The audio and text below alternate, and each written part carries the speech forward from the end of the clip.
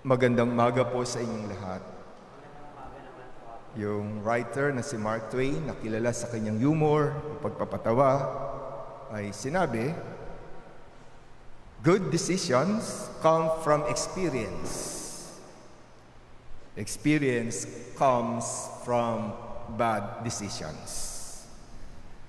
On a more serious note, somebody said, "You will know that you made the right decision when you pick the hardest and most painful choice, but your heart is at peace." It is also said, life is a matter of choices, and every choice you make makes you. Ang bawat araw natin ay punong-puno ng mga pagpapasya at pagpili. Ano ang ilalagay natin sa sentro ng buhay natin at ano ang isasantabi natin? Ano ang ilalagay nating number one sa priority natin at ano ang ilalagay natin sa huli o sa ibaba? Ano ang uunahin natin bigyang pansin at ano ang ipagsasawalang bahala natin? Indeed, we make hundreds of decisions on a daily basis. Ordinary choices about ordinary things. How you will fill up your day, how you will use your time and energy, how you will approach and relate to other people. Well, the Christian life is a series of daily choices for God or otherwise. Nakikita sa mga pagpapasya at pagpili natin kung paano tayo nabubuhay at namumuhay. Nakikita o nababanag din dito ng buong linaw kung sino ang sinasamba at pinaglilingkuran natin. Isa po ito sa pinakatema, paksa ng mga pagbasa ngayon. Sa unang pagbasa, hinahamon ni Joshua ang pumalit kay Moises bilang leader ng mga Israelita. Namon niya ang kanyang mga kababayan na magpasya at pumili kung sino ang paglilingkuran nila. Pipiliin ba nila ang mga Diyos-Diyosan ng mga paganong Amorites na naninirahan na kasama nila sa lupang pangako? O ang Panginoong Diyos na nagpalaya sa kanila sa pagkakaalipin at gumawa at patuloy na gumagawa ng mga dakilang bagay para sa kanila? Sabi ni Joshua sa kanyang mga kababayan, "Decide today whom you will serve." At buong linaw na ipinahayag, idiniklara ni Joshua, "As for me and my house, we will serve the Lord God, the God of Israel." Decide today whom you will serve. Patungkol din ito sa bawat isa sa atin. Magpasya ka at pumili ka kung sino ang sasambahin at paglilingkuran mo. Kailangan nating harapin ang bagay na ito ng tapatan. Madaling sabihin, ang Panginoong Diyos ang sinasamba ko at pinaglilingkuran ko at wala nang iba pa. Pero nakikita ba ito sa mga pagpapasya at pagpili ko sa pang-araw-araw? Nakikita ba ito sa pinagtututukan ko ng puso at isip ko? Sa pinagbubuhusan ko ng oras at lakas ko? Nakikita ba ito sa pakikitungo ko at pakipagkapwa-tao ko? Sa pagtupad ko sa mga tungkulin at pananagutan ko? Nakikita ba ito sa moral principles ko, sa cultural values ko, sa social awareness ko, sa political views ko. Baka naman ang totoo ay bahagi ako ng kulto na sumasamba sa mga Diyos-Diyosan. Diyos-Diyosan ng materialismo, Diyos-Diyosan sa katauhan ng popular leader, o iba pang Diyos-Diyosan na sinasamba at pinaglilingkuran ko. Decide today whom you will serve. Magpasya ka kung sino ang paglilingkuran mo. Sa Ebanghelyo ngayon, natunghayan natin ang paghingi ni Jesus sa kanyang mga apostoles ng pagpapasya at pagpili.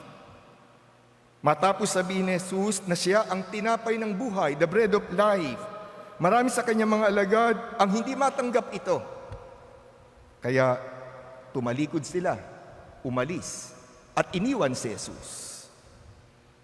Kaya tinanong ni Jesus ang 12, ibig din ba ninyong umalis? Do you also want to leave? This question is also being addressed to each of us. Mahirap mang aminin, pero makita naman sa pamumuhay natin, nahihirapan din tayong tanggapin, panghawakan at isabuhay ang mga aral ni Jesus. Partikular, ang tungkol sa tinapay ng buhay, the bread of life. Let me put it this way. Though we say that Jesus is the bread of life, the Eucharistic bread, but our daily life might show that the bread that we really want is just material bread. The things that money can buy. Para bang mas mahalaga sa atin ang mga material na bagay kaysa pagkaing nagbibigay ng buhay na walang hanggan. Though we know that the bread of the Eucharist is always available, but we are not available to receive it as often as we should because we are too busy working for perishable food. Para bang mas worthwhile na magkumahog sa paghahanap pera kaysa makibahagi sa mismong buhay ni Kristo. O ngayon na lamang lockdown at tuwing magla-lockdown. O kahit nga hindi lockdown no? Simula nitong pandemya, talagang nagiging malinaw na para sa marami ay hindi essential ang Eucharist. Diba? Patuloy nating itinuturing na hindi essential ang bread of life.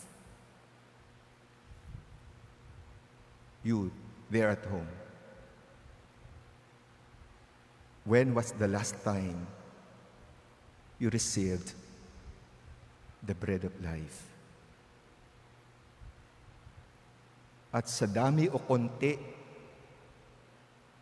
ng beses na tinanggap mong tinapay ng buhay, can you honestly say that you consider the bread of life, the Eucharist, as the most essential in your life? Though we always hear the words of Jesus telling us, whoever comes to me will never hunger, and whoever believes in me will never thirst. But we seek satisfaction to something else or from someone else. Para bang mas mabubusog tayo sa inaalok na pagkain at inumin ng ibang tao kaysa pagtanggap kay Kristo sa Eukaristiya. Mga kapatid, sana naman ang lahat ng pagpapasya at pagpili natin ay para sa Diyos.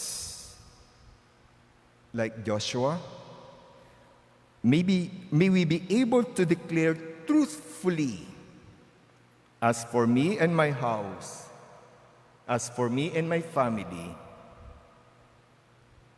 we will worship and serve the one true God." And like Peter, may we be able to say, "Lord Jesus, to whom shall we go? You have the words of eternal life." Let us end with a prayer. Lord God, rescue me from the false gods around me. Rescue me from my idolatrous heart.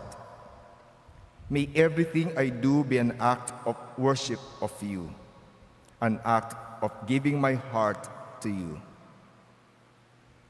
Help me to resist surrendering control of my life to someone else and to something else. May you always be the center, the focus, and the ultimate concern of my life. Amen.